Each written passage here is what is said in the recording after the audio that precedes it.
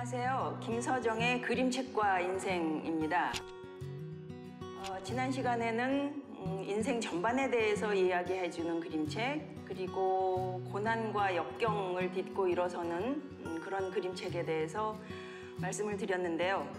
조금 쉬어가는 차원으로 인생을 살면서도 굉장히 여유를 갖고 느긋하게 대할 수 있는 그런 시간들이 있죠. 그런 시간들을 그린 그림책들을 소개를 해드리려고 합니다. 자, 첫 번째가 건피 아저씨의 뱃놀이예요. 존 버닝햄의 작품입니다. 존 버닝햄은 우리나라의 그림책 붐이 일기 시작할 때 그 붐을 이끌어준 견인차 역할을 한 아마 가장 첫 번째 자리에 있었던 그런 작가가 아닐까 싶습니다. 지각대장 존이라든가 우리 할아버지가 아주 유명한데 저는 개인적으로 이 건피 아저씨의 뱃놀이를 제일 좋아해요. 건피 아저씨의 뱃놀이는 뭐 문자 그대로 건피 아저씨가 배를 타고 이제 호수로 나갑니다. 그랬더니 아이들이 와서 태워달라고 하고 그 다음에는 이제 각종 동물들이 와서 태워달라고 해요.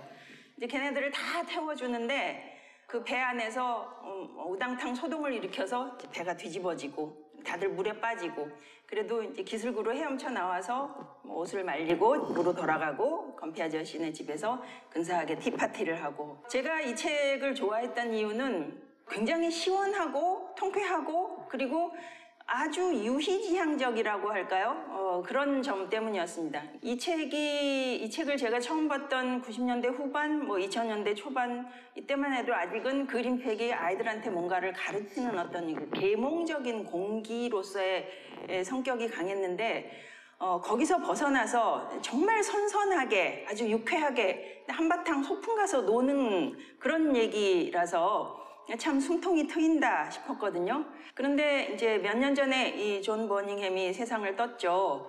그러고 나서 다시 이 책을 보니까 이 책이 다시 보이는 거예요. 아, 이게 그냥 놀기만 하는 얘기가 아니구나. 인생을 이야기하는 거구나. 어쩌면은 죽음에 관해서도 이야기하는 거구나. 이런 생각이 들었습니다. 자, 건피 아저씨가 탄 게 조그만 조각배예요.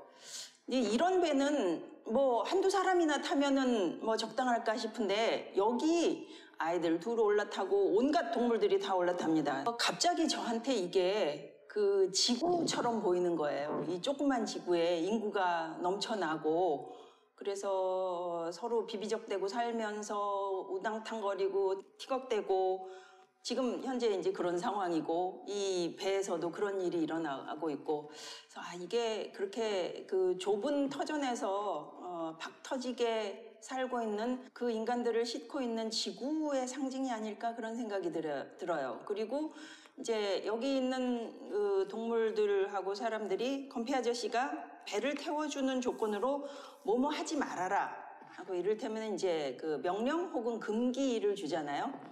근데 그 금기가 다 깨집니다.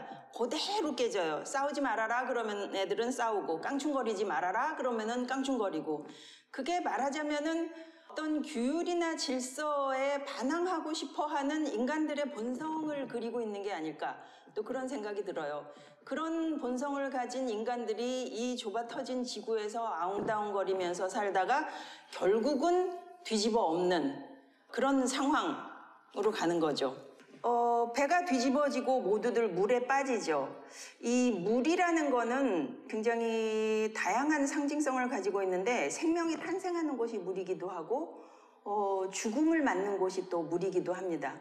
그래서 이 빠진 사람들과 동물들은 어쩌면은 죽음을 맞는 그런 과정을 얘기하는 게 아닐까 싶습니다. 근데 이제 이렇게 비극적인 생각만 할 거는 아니고요. 물에 빠진 동물과 사람들이 다 이제 헤엄쳐 나오죠.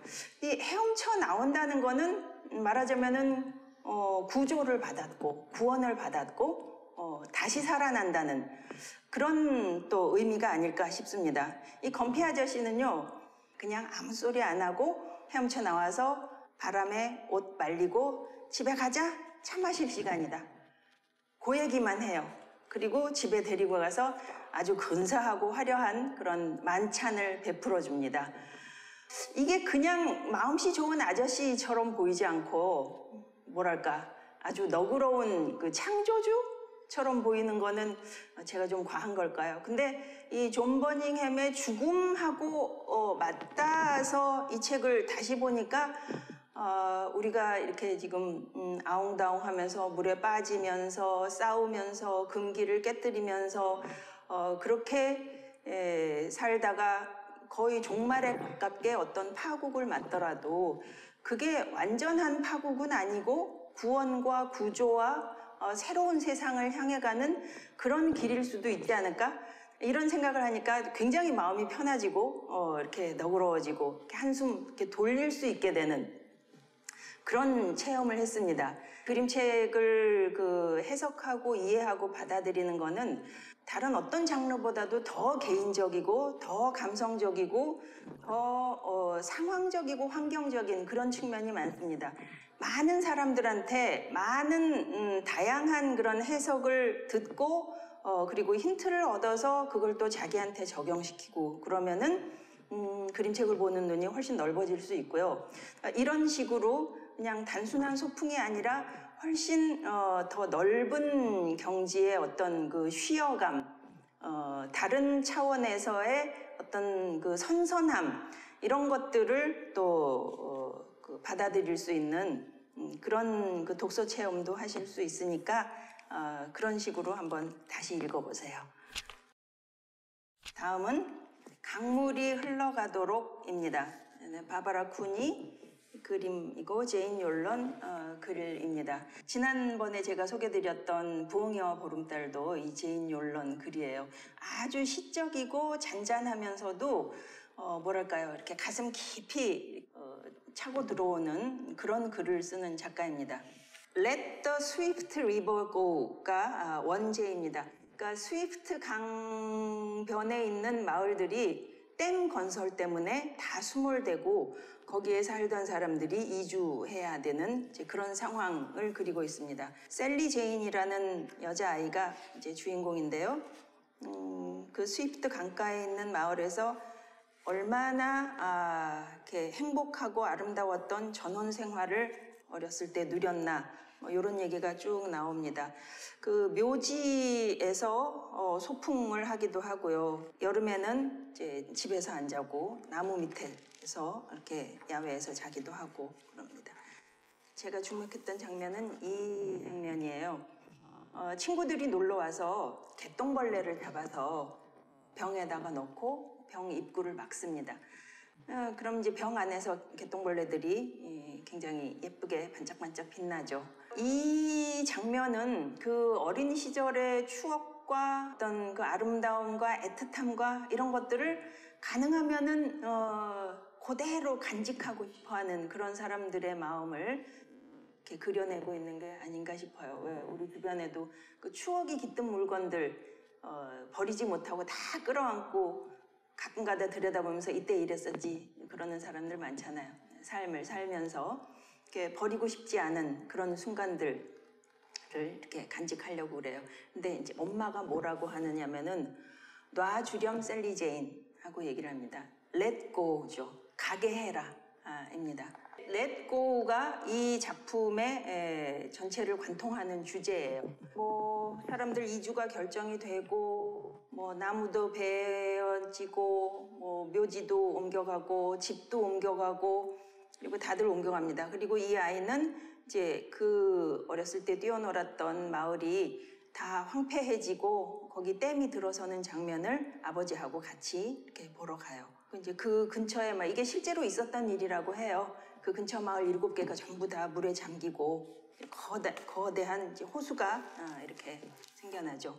나중에 이 셀리 제인은 이제 어른이 돼서 노인이 된 아버지와 함께 어느 날 밤에 여기를 찾아옵니다. 아버지가 노져서 다니면서 여기가 교회가 있던 자리고 여기가 학교가 있던 자리고 저기가 그 우리 집으로 가는 길이야. 이렇게 물 위에서 과거를 있는 힘껏 끌어올려서 이제 다시 여기다가 재현을 시키는 거죠. 이 셀리 제인은 물에 비친 이렇게 그 별빛을 보고 어렸을 때 잡아넣었던 개똥벌레 같구나 생각을 하면서 그 물을 이렇게 퍼 올립니다. 그러니까 이제 손안에 담긴 물에서 이렇게 별빛이 반짝이죠. 그때 엄마의 소리가 또 들리는 거예요.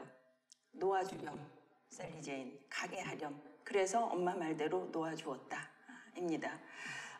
이 책은 우리가 인생을 살면서 놓아주는 법을 배워야 된다 하고 얘기하는 것 같아요.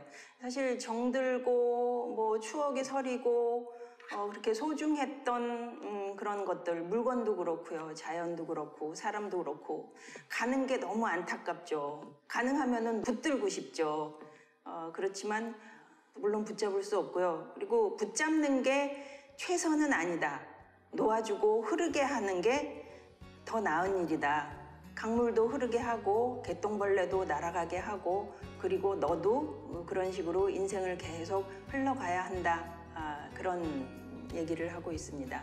뭔가에 욕심이 날 때, 뭐가 아까울 때, 뭔가를 놓아 보내주고 싶지 않을 때 이 책 한번 다시 들여다보면서 그래, let go 해야겠다. 그러면서 마음을 이렇게 다스리고 숨을 크게 한번 쉬고 그렇게 탁 놓는 그런 시간이 여러분에게도 있으면 좋겠습니다.